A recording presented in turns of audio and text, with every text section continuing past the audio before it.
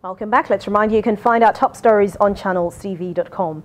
Residents in Okpanam and its environs in Asaba, the Delta State capital, are crying out for help after heavy rains and flood wreaked havoc on their communities. They are asking the government to resolve issues of floodplains as soon as possible. The aftermath over the 3 hours of rainfall on Sunday in Asaba, the Delta State capital. The state secretariat located along Summit Road is flooded. Vehicles submerged and fences collapsed as a result of the heavy downpour.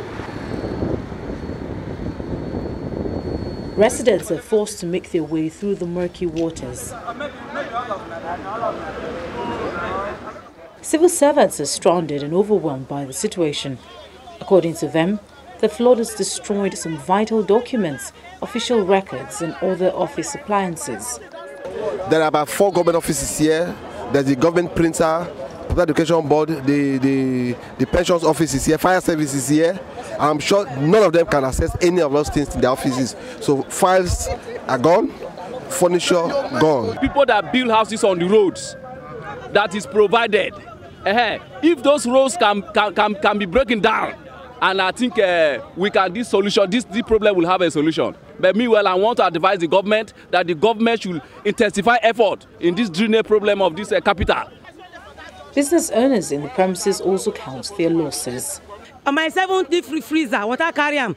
All our rice, gari bags, everything the water carry, flood carry everything. My gas cooker, my yam panda, everything, not when I see bring come out. For the state government, it is important to forestall reoccurrence. What we have done is to expand, to make sure that we review the drainage system, and then we are now expanding the drainage to be able to contain not only the level of water that we have now, but whatever increase that we have subsequently on account of the development. That is ongoing, and we are hopeful that by the grace of God, before the next rainy season, we would have been able to address this issue once and for all. Delta is one of the states earlier warned by the weatherman to prepare for the storms. So it's no surprise that this has happened. The residents want relevant agencies to ensure drainage channels are built and silt removed across the metropolis. And from Delta State, we move to Nasarawa State, where the government says it will audit all public schools as part of plans to improve the learning conditions. Governor Tanko Almakura said that the move will ensure a guide to the state government for the procurement of learning equipment and employment of teachers. The governor was speaking after inspecting learning equipment at the Lafia Comprehensive Special School in Lafia, the state capital.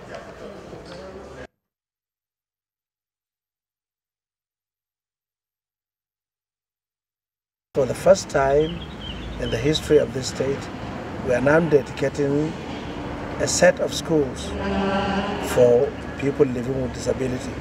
And since the school will be commissioned in the next few weeks, we feel the children who are supposed to be admitted in the school should start the process of admission now, so that by the time the schools are being commissioned, they will be commissioned while they are fully functional, with good structures, with furniture, with equipment, and with schools attending their classes in all the schools. SUBEB has prepared some arrangements, some activities that will go around the state to ensure the demographic statistics of all schools, number of classrooms, number of furniture, number of students in each nook and cranny of the state, so that at the end of the day we would have statistical data that will guide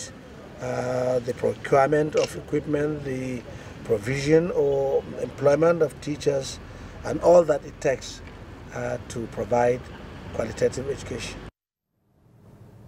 Nasarawa State Governor Tanko Almakura, and that's news across Nigeria for today. Thank you so much for watching. I'm Anne Uwawade.